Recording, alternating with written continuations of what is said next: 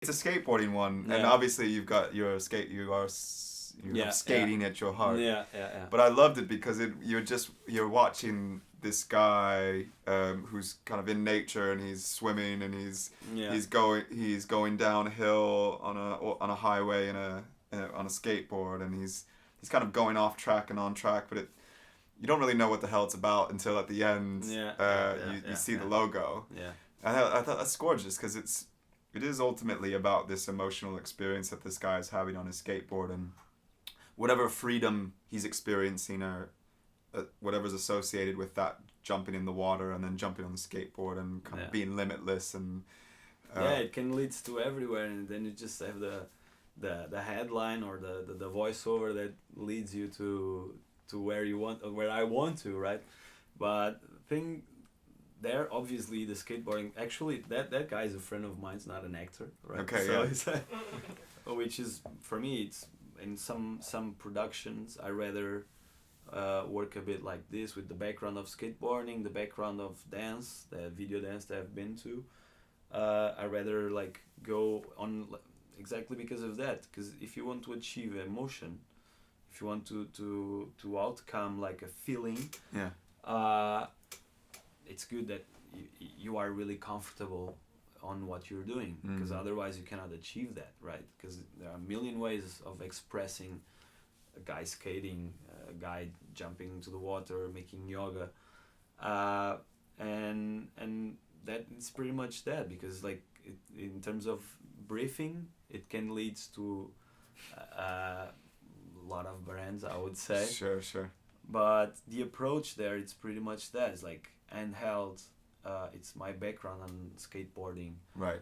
That makes me the style of comfortable. skating and shooting at the same time. Yeah, because like the roots of skateboarding is wide lens, and it's like fisheye, shot from below, the ground, from the ground, and filming on a skateboard, chasing another skateboard. And at a certain point, I got interested more in the performative approach of the body on the skateboarding, so it somehow it interferes with my cinematography and my approach and my vision on films, because there was this language, this specific language that I was living with. Like, I skate since I was like 13 maybe, so like it just came not naturally, Sure. Like when I went to fine arts school, it just made sense, skating and art at the same time, and making videos and projects for university. And I was always, because skateboarding was there, like my actors were there, my resources, my suppliers were there, so it just came naturally. It matched, and was easy to produce and to create stuff, create videos and create projects, photography sessions, whatever, performances. It sounds like also you I think you discussed this earlier, that you sound like you have an openness as well. You're open to that, to the two, this overlap of film and art, and this activity that you really enjoyed anyways, and also you were open to the people who are around you who could help you make that happen. Or like you also said earlier, which I think is like inherently part of this creative process, which is you were just open to what material you had at your hands. Like, I had this footage from Bangkok, and actually I could use that, and it's not just something that I just did it for fun, but I have that at my disposal. I'm not afraid to try it, at least, or use it. Yeah, because like capturing it is like there's a commitment, like, and there's this need of creating, of doing stuff, like going to skate with these friends of mine at the time, was like creating the skate itself. The skate lifestyle requires nowadays more than ever, but back in the days, like 10 years ago, requires a lot of image, like creating languages, creating aesthetics, creating material. So like was easy, and it was natural to produce material without knowing for what we were doing, like just creating by creating. Because also skateboarding itself, it's way a lot about creating. It's like Yeah. what we do as in street skating, not like the mainstream or the competition side of it that nowadays brands. But the route, it's pretty much like skaters approaching the city, the Yeah. space, and expressing themselves as they are, because each skater has a different way to approach Yeah. different specific sides of the city. Sure. So Right. the skate itself is pretty creative, like the mindset and the process of skateboarding, street skateboarding, Yeah.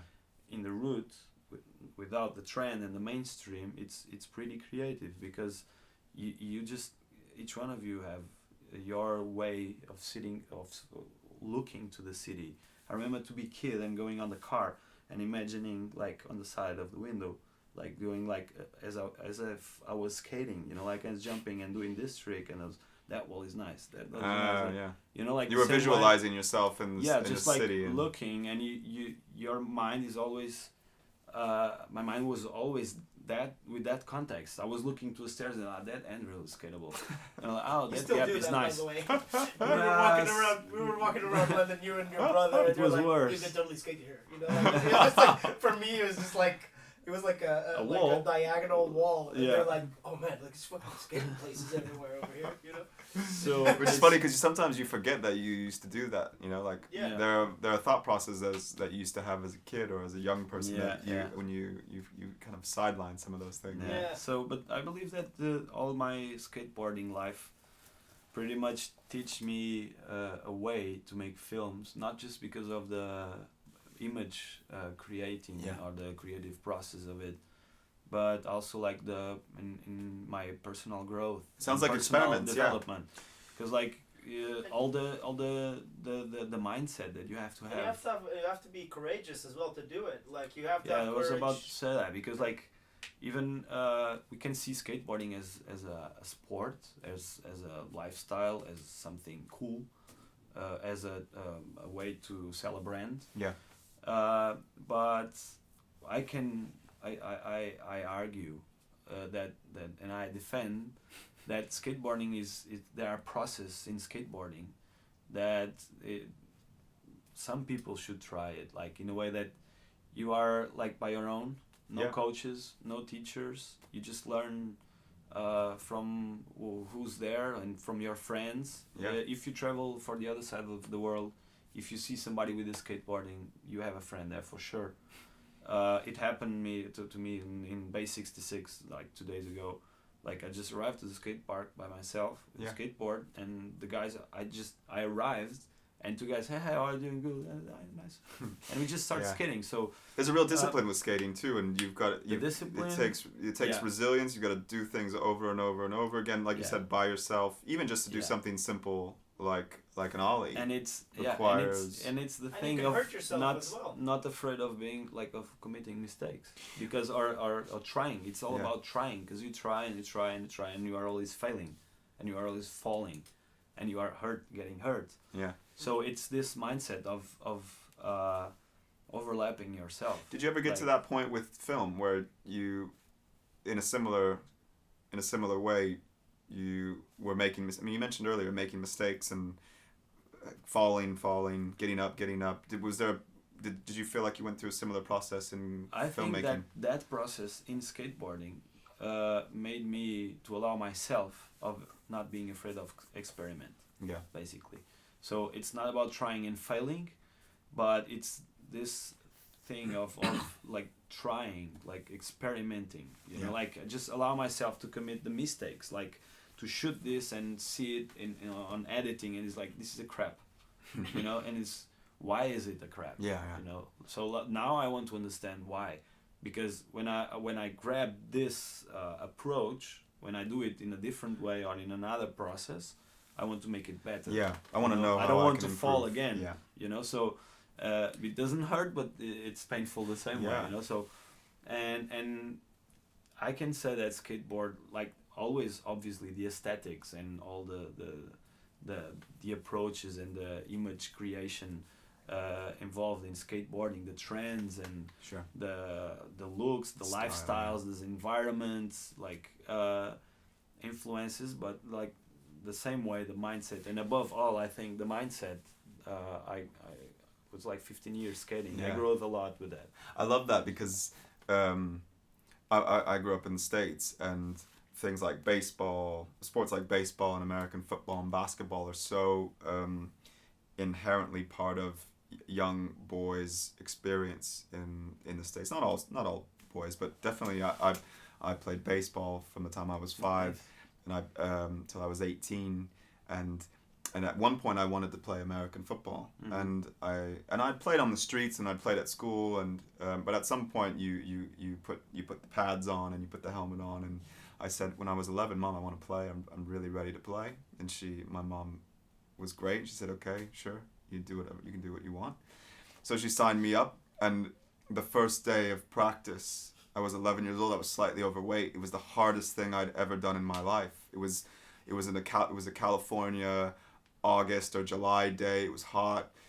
We had to do push-ups and sprints, and these kids were in good shape. Like, these kids had been doing this since they were 7, and I was just like, I was lost. I was totally out of my depth, and I remember after 30 minutes, I decided I don't want to be here anymore. I want to quit, and I went to the sideline, and I got some water. I think I was crying, and I told my mom. I said, Mom, I don't want to do this. I want to go home. I don't want to be here. I quit. And she just looked at me and she said, Nathan, I've just paid $200 for you to be here. You're not quitting. And it was the best thing my mom ever did for me. It was, and I've told her this. I said, "It's Mom, this is a moment of brilliance. I don't know what your intention was, but but it was exactly what you needed to tell me." And I didn't have a choice. I said, "Okay, well, fuck." So I went back, finished the practice, and eventually finished the 12 weeks, whatever that was, where I showed up every day. I worked my ass off. I knew I wasn't going to quit. Quitting wasn't an option. And these kids had been playing since they were 7, so they knew the coaches, they knew the system, and I had to work my way. We're a team already. Yeah, I had to work my way from the bottom, and by the end of the year, I'd done quite well. I was in the starting lineup. I was getting the ball. I was, it was an extraordinary kind of like 12 to 15 weeks from where I'd come to, oh shit, like, you not only can you do this, but you're good, and you can play and work in a team, and you can excel, and that was the most important learning experience, I think, of my childhood.